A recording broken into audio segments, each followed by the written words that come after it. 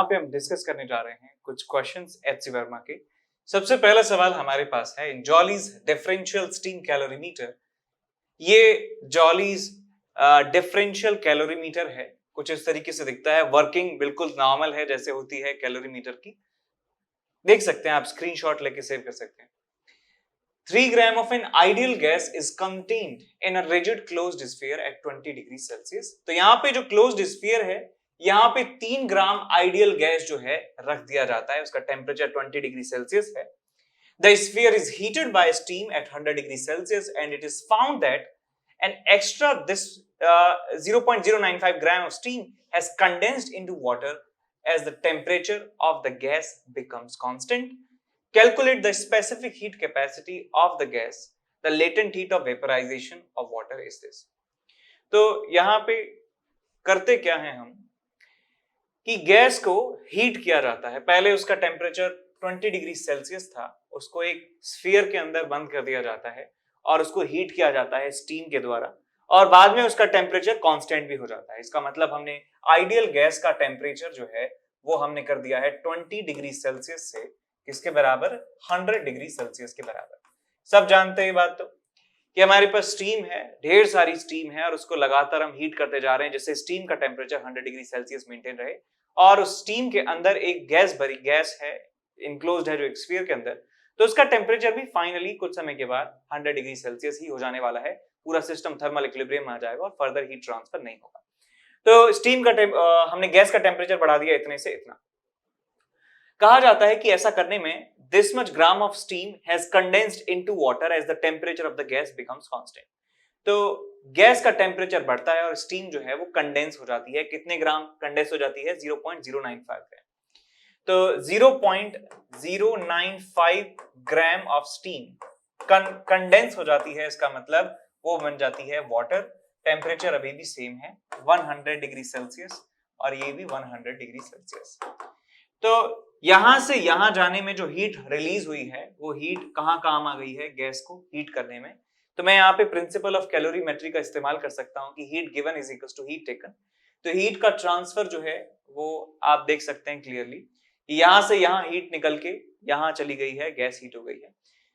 तो गैस को हीट किया जा रहा है स्फीयर के अंदर बंद करके, इसका मतलब वॉल्यूम जो है वो कांस्टेंट है। वॉल्यूम जो है वो कांस्टेंट है, तो यहाँ पे मैं लिख सकता हूं NCV delta T, NCV delta T is equal to M into LV। तो नंबर ऑफ मोल्स जो है हमारे पास कितने हैं? 3 ग्राम है। अच्छा, हमसे पूछ रहे हैं क्या है? मोलर नहीं, सिर्फ स्पेसिफिक हीट पूछी जा रही है आपसे। तो मैं मान लेता हूं कि इसे ये NCV नहीं है, ये आपके पास हीट आपको लिखना है, तो MS of gas into delta T है और ये आपके पास है MLV।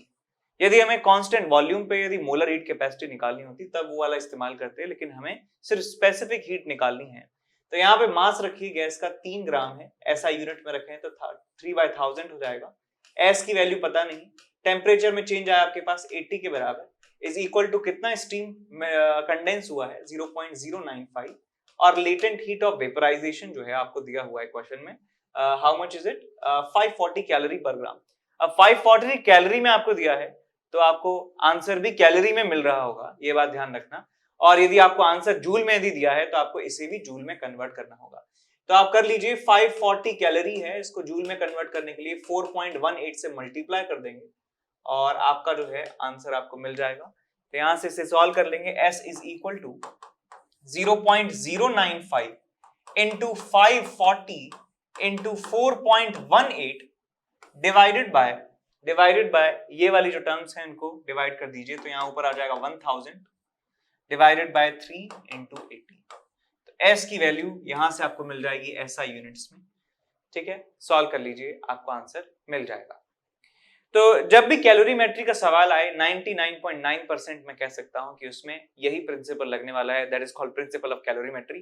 कोई ट्रिक नहीं है ये, सिर्फ क्योंकि चैप्टर का नाम ही इस प्रिंसिपल पर बेस्ड है, तो और क्या एक्सपेक्ट कर सकते हैं इन क्वेश्चन से। तो क्वेश्चंस में आप ध्यान से देखिए कि कौन सा जो रिएक्शन है, कौन सा जो प्रोसेस है वो हीट को रिलीज कर रहा है और कौन सा प्रोसेस जो है हीट को एब्जॉर्ब कर रहा है। और उन हीट में यदि लॉस नहीं दिया है तो हम कह सकते हैं कि जितना हीट निकला है उतना हीट उसने एब्जॉर्ब कर लिया है। Hello my dear students, I am Neeraj Kumar Chaudhary और फिजिक्स टीचर। बच्चों, एक बहुत ही अच्छी इंफॉर्मेशन लेके आया हूं मैं आपके लिए। मेगा स्कॉलरशिप टेस्ट, ठीक है, यानी कि अनअकैडमी ने 26 सितंबर 11 AM पे एक टेस्ट प्लान किया है जिसमें 4 करोड़ तक के इनाम आप जीत सकते हो, ठीक है ना। अब ये टेस्ट 11th क्लास वाले भी दे सकते हैं, 12th वाले भी दे सकते हैं, 12th पास वाले स्टूडेंट भी इनको दे सकते हैं। तो इसमें जितना जल्दी हो सके उतना जल्दी एनरोल कर लीजिए, क्योंकि 26 सितंबर को ही है ये। और एनकेसी सर लाइव कोड डालना नहीं भूलना है, ठीक है बच्चों। नेक्स्ट थिंग, अगर आप इस टेस्ट में टॉप 3 में आते हो तो आप कोई भी सब्सक्रिप्शन लोगे फ्री ऑफ कॉस्ट रहेगा, यानी कि आपको 100% स्कॉलरशिप मिलेगा। 4 to 10 रैंक आती है आपकी इनके बीच में तो 75% फ्री है, और 11 to 50 आती तो 50%, और ये आगे भी तो बहुत अच्छा खासा डिस्काउंट है, ठीक है बच्चों। और ये आप यहाँ पे this is known as mega combat भी आप इसको बोल सकते हो, ठीक है बच्चों। अब इससे भी ज्यादा इंपॉर्टेंट इंफॉर्मेशन ये है कि प्राइसेस बच्चों हाइक होने वाले हैं फिर से। 1 अक्टूबर से प्राइसेस बढ़ जाएंगे, अप्रोक्सीमेटली 10 to 12% प्राइसेस बढ़ जाएंगे। यानी कि अगर आप इनको सब्सक्रिप्शन के हिसाब से देखो, अगर 24 मंथ का सब्सक्रिप्शन आपको अब 56,000 में मिल रहा है तो प्राइस हाइक होने के बाद वो आपको 62,000 के आसपास मिलेगा, ठीक है ना।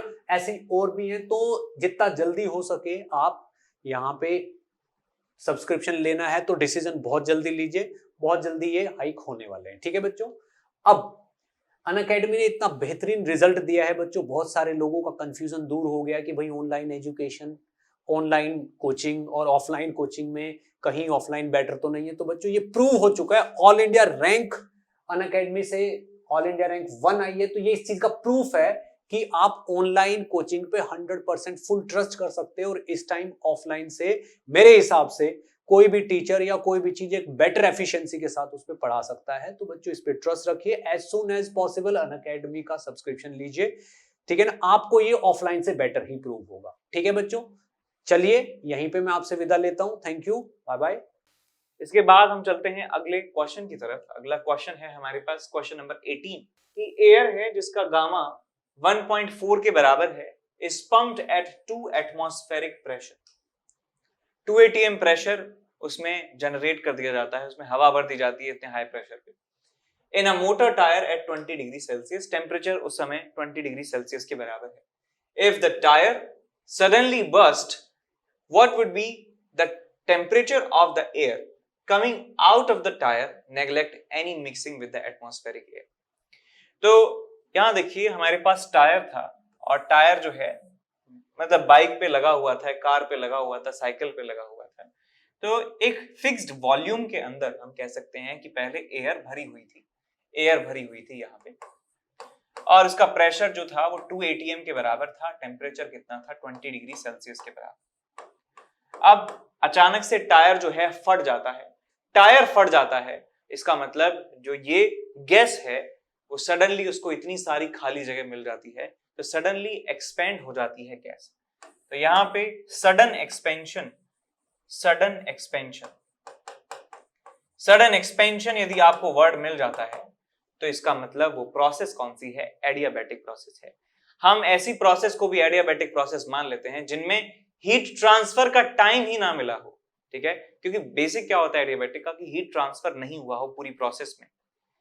अब मैं कहूं कि यदि ऐसी प्रोसेस है जो बहुत ही कम समय में हो जा रही है, बहुत ही फ्रैक्शन ऑफ सेकंड्स में हो जा रही है, तो हम उनके लिए भी उसे एडियाबैटिक, उस छोटे से ड्यूरेशन के लिए हम उसे एडियाबैटिक मान सकते हैं। तो यहां हमने क्या माना है कि एयर जो है वो एडियाबैटिकली जो है एक्सपेंड हो जाती है, और आपको उसका प्रेशर जो है 2 atm से कितना हो जाता है 1 atm के बराबर। तो हम यहाँ एडियाबैटिक का जो रिलेशन है प्रेशर वॉल्यूम टेम्परेचर में वो यहाँ पे अप्लाई कर सकते हैं। हम जानते हैं कि एडियाबैटिक प्रोसेस के लिए P V raise to the power gamma जो है वो कांस्टेंट होता है। तो यहाँ पे हमें वॉल्यूम की तो आवश्यकता है नहीं, लेकिन हमें टेम्परेचर की आवश्यकता है। तो यहाँ पे आइडियल गैस इक्वेशन से वॉल्यूम को लिखा जा सकता है nRT डिवाइडेड बाय P।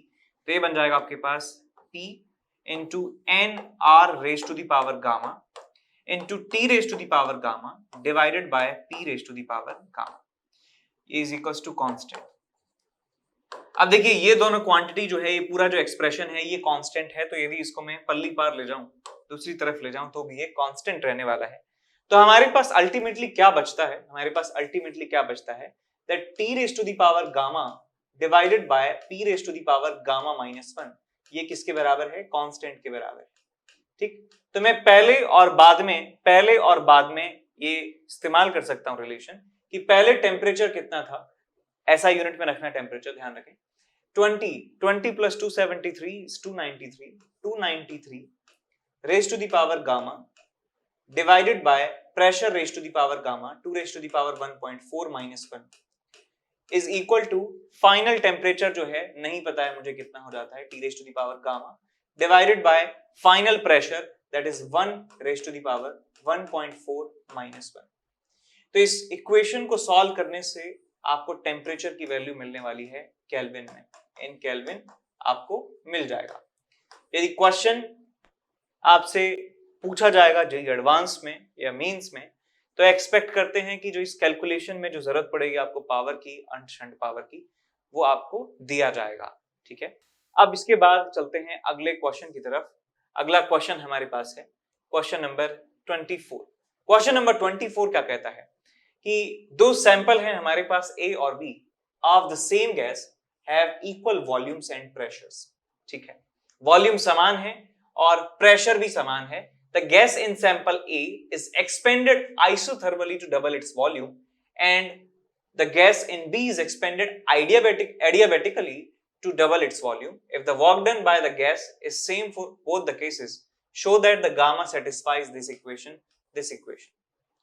तो हमारे पास दो सैंपल हैं, प्रेशर टेम्परेचर दोनों के वॉल्यूम और टेम्परेचर, वॉल्यूम और प्रेशर दोनों के समान है और उनको एक्सपेंड कर दिया जाता है डबल द वॉल्यूम से, यानी कि वॉल्यूम डबल कर दिया जाता है, एक को आइसोथर्मली एक को एडियाबैटिकली। तो उनके वर्क डन यदि बराबर हैं तो हमें ये रिलेशन जो है सेटिस्फाई करना है। तो यहाँ पे सैंपल ए की बात कर रहा हूं मैं, सैंपल ए की बात कर रहा हूं, इसका वॉल्यूम V0 मान लेता हूं, प्रेशर जो है P0 मान लेता हूं। तो यहां से इसका वॉल्यूम डबल हो जाता है 2V0 के बराबर, तो प्रेशर जो है आधा हो जाएगा, because P1V1 is equal to P2V2 होता है आइसोथर्मल प्रोसेस में। आइसोथर्मल यदि प्रोसेस है, इसका मतलब क्या है कि टेम्परेचर कांस्टेंट है, और आइडियल गैस के लिए मैं लिख सकता हूं कि P1V1 is equal to P2V2। तो यहाँ पे V0 और P0 और यहाँ पे 2V0 और P डैश रखेंगे तो P डैश की वैल्यू P0/2 आपको मिल जाती है, ये पता चल गया यहाँ पे। और इसमें वर्क डन की यदि बात करें, वर्क डन कितना होता है आइसोथर्मल प्रोसेस में, nRT ln V2/V1 या nRT ln P1/P2, या लिख सकते हैं इसको nRT को PV ln V2/V1। ठीक, इसको P1V1 लिख सकते हैं या P2V2 लिख सकते हैं, बात बराबर है। ठीक है, क्योंकि ये कांस्टेंट है। तो यहाँ आ जाएगा आपके पास P0 V0 ln 2। ये आपको वर्क डन मिल चुका है ए वाली प्रोसेस में। ए के लिए जो प्रोसेस हुआ है आइसोथर्मल प्रोसेस, उसमें वर्क डन हमें मिल चुका है nRT ln 2 या P0 V0 ln 2। अब बात करते हैं सैंपल बी की। सैंपल बी में क्या होता है कि प्रेशर और वॉल्यूम तो उतने ही थे जितने सैंपल ए के हैं, लेकिन इसमें वॉल्यूम डबल किया जाता है एडियाबैटिकली। एडियाबैटिकली जो है वो डबल किया जाता है वॉल्यूम को एडियाबैटिकली, यानी कि Q की जो वैल्यू है 0 है, इसका मतलब PV raise to the power gamma जो है वो कांस्टेंट होने वाला है। तो यहां से वॉल्यूम हो जाता है 2V0 के बराबर और प्रेशर हो जाता है लेट्स से P डैश के बराबर। तो P डैश की कैलकुलेशन की जा सकती है that P0 V0 raise to the power gamma is equals to 2V0 raise to the power gamma into P dash. तो यहां से देखिए क्या मिलेगा, P0 V0 raise to the power gamma is equals to 2 raise to the power gamma and V0 raise to the power gamma into P dash. V0 gamma से V0 gamma चला गया, आपको मिल जाता है P dash is equals to P0 divided by 2 raise to the power gamma. और adiabatic process में जो वर्क डन का फॉर्मूला होता है वो होता है nR delta T upon 1 minus gamma. Work done in iso adiabatic process, work done in adiabatic process का फॉर्मूला होता है nR T2 minus T1 divided by 1 minus gamma, या इसको आप ऐसा लिख सकते हैं कि delta PV divided by 1 minus gamma, या लिख सकते हैं इसको P2V2 minus P1V1 divided by 1 minus gamma. ठीक, सो फाइनल प्रेशर हमारे पास है P0 divided by 2 raise to the power gamma, volume final है 2V0 माइनस इनिशियल वॉल्यूम जो है हमारे पास है पी नॉट, इनिशियल वॉल्यूम है V naught divided by 1 minus gamma. ये हमारे पास हो गया वर्क डन बी। अब ए प्रोसेस और बी प्रोसेस में वर्क डन यदि बराबर है तो डब्ल्यू ए बराबर डब्ल्यू बी हम कर सकते हैं, बिकॉज ये क्वेश्चन में हमें साफ साफ दिया हुआ है कि दोनों प्रोसेसेस में जो होने वाला वर्क है वो आपस में बराबर है। So W A is equal to W B करने पर देखिए आपको क्या मिलता है। डब्ल्यू ए हमारे पास कितना है, P naught V naught L N two, P naught V naught L N two, और ये हमारे पास कितना है पी नॉट वी नॉट, ये आ जाएगा आपके पास 1/2 raise to the power gamma minus 1। यहाँ पे 2 बचेगा, 2 को नीचे ले गया तो 2 रेज टू दी पावर -1 बचेगा, 2 raise to the power gamma -1 लिख दिया मैंने यहाँ पे -1, और ये नीचे क्या है आपके पास 1 माइनस गामा। तो इस पी नॉट वी नॉट से पी नॉट वी नॉट आप कैंसिल आउट कर सकते हैं और आपको यहाँ से मिल जाता है that 1 minus gamma ln2 is equal to 1 minus 2 raised to the power gamma minus 1, और यहाँ आ जाएगा आपके पास 2 raised to the power gamma minus 1। अब माइनस को यहाँ से निकाल देंगे तो मिल जाएगा 2 raised to the power gamma minus 1, और यहाँ gamma minus 1 ln2 is equals to 2 raised to the power gamma minus 1 minus 1। तो ये हमें एक्सप्रेशन मिल जाता है। अब चेक कर लीजिए क्या यही है, गामा -1 ln2, गामा -1 ln2, और ये आपके पास है 2 raise to the power gamma -1। अच्छा ठीक है, तो आप इसको वापस इधर ले जाइए यदि हमें जो क्वेश्चन में एक्सप्रेशन है वैसा बनाना है। So gamma -1 ln2 is equal to 1 minus 2 raise to the power 1 minus gamma. ये एक्सप्रेशन आपको मिल जाता है। डिवाइड कर दीजिए इसको, नीचे ले जाकर यहाँ डिवाइड कर दीजिए। So 2 raise to the power gamma -1 से 2 raise to power gamma -1 cancel out हो जाएगा, और नीचे से ऊपर ले जाएंगे 2 रेज टू पावर गामा -1 को नीचे से ऊपर ले जाते हैं तो 2 raise to power 1 minus gamma बन जाएगा। तो ये आपको आंसर मिल जाएगा, यही आपको प्रूव करना था। समझ गए, कोई मुश्किल की बात नहीं है यहाँ पे। ठीक, अब चलते हैं आगे अगले सवाल की तरफ। क्वेश्चन नंबर 26 यहाँ पे हम डिस्कस कर रहे हैं। क्वेश्चन में दिया है आपको कि एक सिलिंड्रिकल ट्यूब है जिसमें एडियाबैटिक वॉल्स हैं और एक एडियाबैटिक क्या है सेपरेटर है हमारे पास। तो ये सेपरेटर है जो इन दोनों कंपार्टमेंट्स को सेपरेट करता है, और ये भी एडियाबैटिक है, वॉल्स भी एडियाबैटिक हैं। यहां से भी हीट का आदान प्रदान नहीं हो सकता और यहां से भी हीट इधर से उधर नहीं जा सकती है। Separator can be slid into the tube bye an external mechanism, इसको सरकाया जा सकता है but only with external mechanism, और कोई तरीका नहीं है यहां से यहां खिसकाने का। ठीक है, जैसे आपके पास कोई दरवाजा है, दरवाजे में आपने ताला लगा दिया है, तो चाबी के अलावा एक एक्सटर्नल मैकेनिज्म के अलावा आप उसे नहीं खोल सकते हैं, तोड़ सकते हैं बट खोल नहीं सकते। सिमिलरली यहां पर ये दरवाजा है जिसको स्लाइड किया जा सकता है एक पर्टिकुलर मैकेनिज्म के द्वारा। यदि यहाँ पे अनइक्वल प्रेशर्स की गैस भर दी जाती है तो ये दरवाजा नहीं खिसकेगा। ठीक है, ये अपनी जगह पर रहेगा जब तक कि एक्सटर्नल एजेंट नहीं चाहे। ओके, आगे दिया है कि आइडियल गैस भर दी जाती है in the two sides at equal pressure and temperatures, the separator remains in equilibrium at the middle. तो सेपरेटर जब मिडिल में है, यानी कि मिडिल का मतलब है कि इन दोनों कंपार्टमेंट्स का वॉल्यूम यदि बराबर है इनिशियली, तो यहाँ का वॉल्यूम मान लेता हूं V0 के बराबर, यहाँ का वॉल्यूम भी मान लेता हूं V0 के बराबर, तो प्रेशर टेम्परेचर बराबर पर गैस भर दी जाती है। तो यहाँ का प्रेशर P0 मान लेता हूं, T0 मान लेता हूं गैस का टेम्परेचर, और यहाँ का प्रेशर भी P0 और टेम्परेचर जो है T0 होने वाला है। तो मैं इतना बता सकता हूं आइडियल गैस इक्वेशन से, यदि वॉल्यूम बराबर है दोनों साइड, प्रेशर टेम्परेचर बराबर है दोनों साइड, तो नंबर ऑफ मोल्स भी तो बराबर होंगे। तो नंबर ऑफ मोल्स यहाँ पे यदि N0 मान लूं तो यहाँ पर भी नंबर ऑफ मोल्स N0 के बराबर होने वाले हैं। अब ये करते क्या है कि the separator is now slid to a position where it divides the tube in the ratio 3:1। अब इस सेपरेटर को ऐसे खिसका दिया जाता है कि जिससे ये 3:1 की रेशियो में इसको सेपरेट करता है ट्यूब को।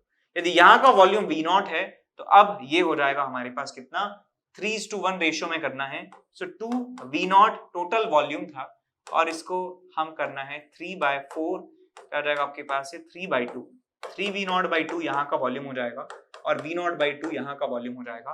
प्रेशर टेम्परेचर यहाँ पे चेंज होंगे, प्रेशर हो जाता है P1, टेम्परेचर हो जाता है T1, नंबर ऑफ मोल्स अभी भी सेम रहेंगे। यहाँ पे प्रेशर P2, टेम्परेचर है T2, नंबर ऑफ मोल्स अभी भी सेम रहेंगे, बिकॉज कोई क्वांटिटी यहां से यहां नहीं गई है, बिकॉज सेपरेटर तो अभी भी लगा हुआ है बट उसका पोजीशन चेंज हुआ है। पोजीशन चेंज होने से क्या होगा कि ये वाला गैस जो है एक्सपेंड हो जाएगा और ये वाला जो गैस है वो कंप्रेस हो जाएगा और हीट कहीं भी नहीं गई है, हीट कहीं नहीं गई है। तो मुझे बताना यह है कि फाइनल टेम्परेचर्स का रेशियो क्या होगा इन the two parts of the vessel, दोनों पार्ट में टेम्परेचर्स का रेशियो क्या होगा। तो सबसे पहले मैं एक कंपार्टमेंट की बात कर रहा हूं, मैं इसको एक सिस्टम मान लेता हूं। सिस्टम की इनिशियल सिचुएशन ये है और सिस्टम की फाइनल सिचुएशन ये है। तो इस सिस्टम में कह सकता हूं कि हीट ना तो अंदर आई है ना बाहर गई है, इसका मतलब ये एडियाबैटिक प्रोसेस है। तो एडियाबैटिक प्रोसेस में प्रेशर और टेम्परेचर या वॉल्यूम और टेम्परेचर में क्या रिलेशन होता है सबको पता होना चाहिए। Volume temperature T into V raise to the power gamma minus 1 ये होता है हमारे पास कांस्टेंट के बराबर। तो यहाँ पे मैं ये बात भी लिख सकता हूं that T1 V1 raise to the power gamma minus 1, gamma is 1.5, 1.5 minus 1 is 0.5, 0.5 का मतलब क्या है 1/2 which is under root is equal to T2 into under root of V2। ये कब लगा सकते हैं आप? जब गामा की वैल्यू 1.5 हो, ठीक है। ये जनरल फॉर्मूला नहीं है, कोई जनरल फॉर्मूला है ये, लेकिन इस पर्टिकुलर क्वेश्चन के लिए यहाँ पे गामा की वैल्यू 1.5 है तो ये अंडर रूट वाला रिलेशन बैठता है। तो यहाँ पे मैं लिख सकता हूं, अच्छा ये इनिशियल टेम्परेचर कितना है हमारे पास T0 के बराबर। सिर्फ मैं पहले इसकी बात कर रहा हूं, रेशियो हमसे इसका और इसका पूछा है, लेकिन मैं पहले इसको सॉल्व कर रहा हूं। तो यहाँ से T0 और वॉल्यूम कितना है हमारे पास, पहले V0 के बराबर और बाद में कितना हो जाता है टेम्परेचर T1 और वॉल्यूम हो जाता है हमारे पास 3V0/2। तो आ जाएगा आपके पास से 3/2 into under root of V0। So V0 से V0 कैंसिल आउट हो जाता है और T1 की वैल्यू मिल जाती है 2/3 का अंडर रूट इंटू T0। तो आप देख सकते हैं क्लियरली कि टेम्परेचर जो है यहाँ पे घट चुका है। अब यहाँ की बात करते हैं, यहाँ के लिए भी मैं लगा सकता हूँ सेम रिलेशन कि पहले टेम्परेचर T0 था और वॉल्यूम पहले V0 था, बाद में टेम्परेचर हो जाता है T2 और वॉल्यूम हो जाता है हमारे पास V0/2। सो V0 से V0 चला जाता है, आपको मिल जाता है T2 is equal to under root of 2 times T0, यानी कि यहाँ पे टेम्परेचर बढ़ चुका है। तो मुझे रेशियो निकालना है T1/T2 का, बड़े आराम से निकाल सकते हैं। T1 जो है अंडर रूट ऑफ 2/3 है और ये जो है अंडर रूट ऑफ T है, अंडर रूट ऑफ 2 T0 है। 0 से 0 चला जाता है, ये ऊपर जाएगा तो आपको मिल जाएगा 1/√3 के बराबर। सो रेशियो आ जाता है हमारे पास T1:T2 इज इक्वल टू 1:√3, 1:√3 आपके पास आंसर आ जाता है। ठीक, चेक कर लीजिए हमारे पास क्या है आंसर, √3:1 या 1:√3। अब यहाँ पे हुआ क्या है ये देखिए कि HCV में जो सवाल दिया है उसमें यहां से यहां किया है इस सेपरेटर को, लेकिन यहाँ पे 3:1 दे दिया था, यहाँ पे 1:3 दिया है। तो डायग्राम और इसमें थोड़ा सा कंट्रोवर्सी था, तो इसलिए हमने इस डेटा को पलट दिया है।